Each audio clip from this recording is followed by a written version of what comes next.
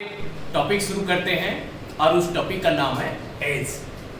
सबसे पहले एज की क्वेश्चन सॉल्व करने से पहले इससे रिलेटेड जितना भी कंसेप्ट है उस कंसेप्ट को सबसे पहले अच्छी तरह समझते हैं। जैसे कि मैंने लिखा हो एक्स ईयर्स एगो, यानी एक साल पहले।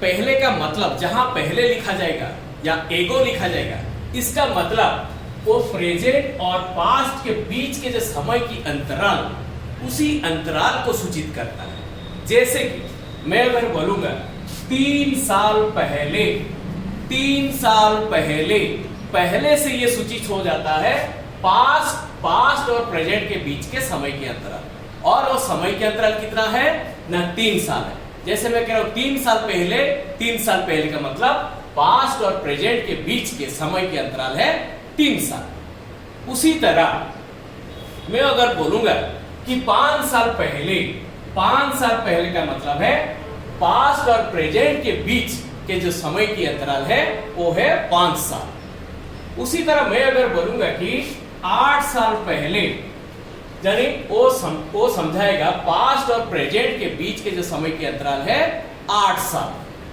चलिए फिलहाल मैं यहां से समझा। जैसे कि 3 साल पहले, 3 साल पहले मान के चलो किसी का एज था 8 साल। 3 साल पहले किसी का एज था 8 साल, तो वर्तमान में उनका एज कितना होगा? वर्तमान में एज हो जाएगा, ये जो गैप जो था 3 साल उसको हम जोड़ देंगे, 8 + 3 यानी वर्तमान में हो जाएगा 11 साल। उसी तरह मान के चलो 5 साल पहले उनके उम्र था 10 साल, किसी एक व्यक्ति का उम्र था 10 साल, तो आज की डेट में उनका उम्र कितना हो जाएगा?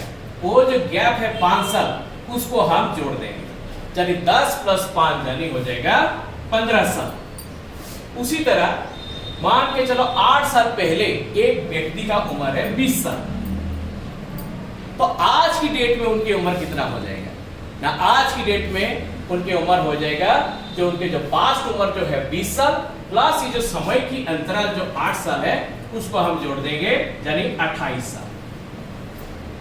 क्लियर हो गया? यहां तक हम लोग प्रेजेंट एज निकाल लिए।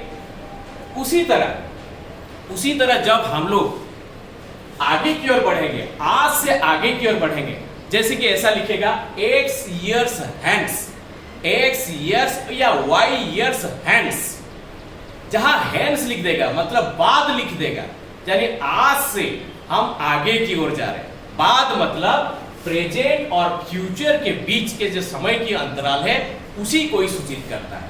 जैसे कि मान के चलो मैं लिखूंगा कि 3 साल बाद, 3 साल बाद मतलब प्रेजेंट और फ्यूचर के बीच के जो समय की अंतराल है 3 साल। उसी तरह मैं अगर बोलूंगा कि 6 साल बाद, 6 साल बाद मतलब प्रेजेंट और फ्यूचर के बीच के जो समय की अंतराल है वो है 6 साल। उसी तरह मैं अगर लिखूंगा यहां कि 7 साल बाद, यानी प्रेजेंट और फ्यूचर के बीच के जो समय की अंतराल है वो 7 साल है। यानी हमेशा याद रखिए जहां बाद लिखेगा या हैंस लिखेगा, इसका मतलब वो प्रेजेंट और फ्यूचर के बीच के जो समय की अंतराल को सूचित करता है।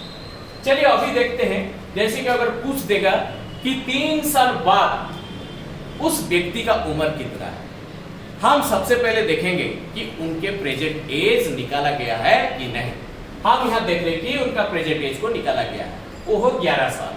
तो 3 साल बाद कितना होगा ना, आगे 3 साल जोड़ते हुए चलेंगे, चलिए 11 + 3 यानी 14 साल। उसी तरह आज की डेट में उनकी उम्र है 15 साल, तो 6 साल बाद कितना हो जाएगा ना, 6 साल बाद जो बोलूंगा तो आगे 6 साल जोड़ते हुए चलेंगे, 15 6 हो गया 21 साल। उसी तरह आज की उम्र है कितना, उनका 28 साल है, तो 7 साल बाद कितना होगा?